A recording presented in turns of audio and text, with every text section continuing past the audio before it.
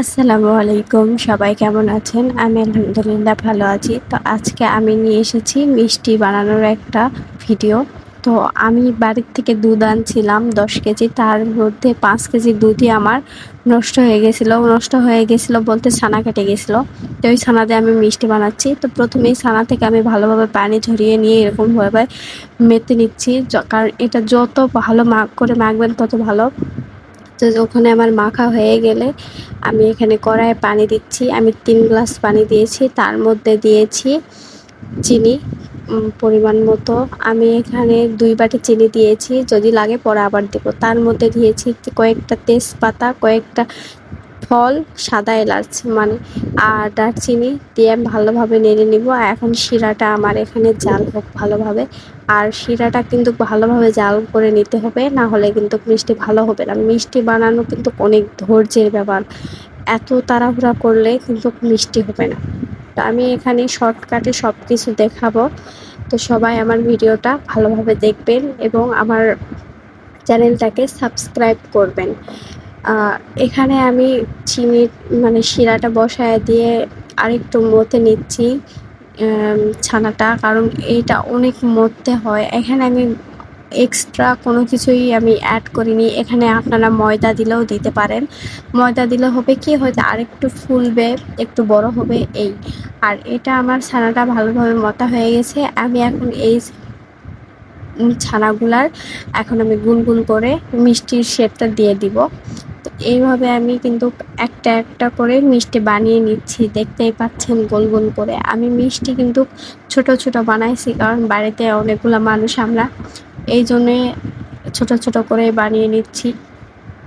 আর আমার ছানাও কিন্তু অনেক, এখানে 5 কেজি থেকে 6 কেজি দুধের ছানা আছে। তো অনেক ছানা এখানে, প্রায় 1-1.5 কেজি ছানা হবে। ভিডিওতে দেখতে মনে হচ্ছে কম, কিন্তু আসলে কম না, এখানে অনেক ছানা আছে।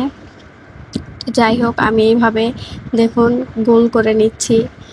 তো এইভাবে আমি সবগুলা ছানা করব, গোল করে নিব, মিষ্টির আকারটা দিয়ে দিব। আর আপনাদের তো আবার বলছি যে আমার চ্যানেলটাকে সবাই সাবস্ক্রাইব করবেন, আমার ফেসবুক পেজে সবাই ফলো করবেন, সাপোর্ট করবেন, আর বেশি বেশি কমেন্ট রেখে যাবেন। তো এই যে দেখুন, আমার মিষ্টি বানানো কিন্তু রেডি হয়ে গেছে। আমার এখানে অনেকগুলো মিষ্টি হয়ে গেছে। তো আমি এখানে শিরাটা বসিয়ে দিয়ে রেখে গেছিলাম, তো দেখলাম চিনি একটু কম হয়েছে, পরে আমি আবার চিনি দিয়ে দিলাম পরিমাণ মতো, আমার যেটুকু লাগবে। এখন আমি শিরাটা ভালোভাবে বলক দিয়ে নিব। আর শিরাটা কিন্তু ভালোভাবে বলক দিয়ে নেওয়া লাগবে, আর শিরাটা একটু আঠালো আঠালো ভাব তৈরি করতে হবে। আপনারা তো মিষ্টি খান, দেখেন মিষ্টি শিরা কীরকম, ওই রকমভাবে আমি মিষ্টি শিরাটা বানিয়ে নিব আঠালো করে। তো এখানে আমার শিরার বলক এসে গেছে। এখন আমি এইটার মধ্যে মিষ্টিগুলা একটা একটা করে দিয়ে দিব। তো আমি প্রথমে 2-1টা করে দিয়ে দেখতেছি যে কি হয় না হয়। তো আমার মিষ্টি কিন্তু অনেক কয়টাই ভেঙে গেছে, বেশি হয়ে গেছে আর কি। তো এখানে এখন আমি সবগুলো মিষ্টি এইভাবে দিয়ে দিব। তো মিষ্টিগুলা সবগুলা দিয়ে আবার কিন্তু একটা বলক উঠান লাগবে। দেখুন, আমার মিষ্টি দিয়ে দেওয়া হয়ে গেছে, আমি আবারও একটা বলক উঠাচ্ছি, বেশি করে বলক উঠাচ্ছি। আর ফাইনালি আমার মিষ্টিগুলো হয়ে গেছে।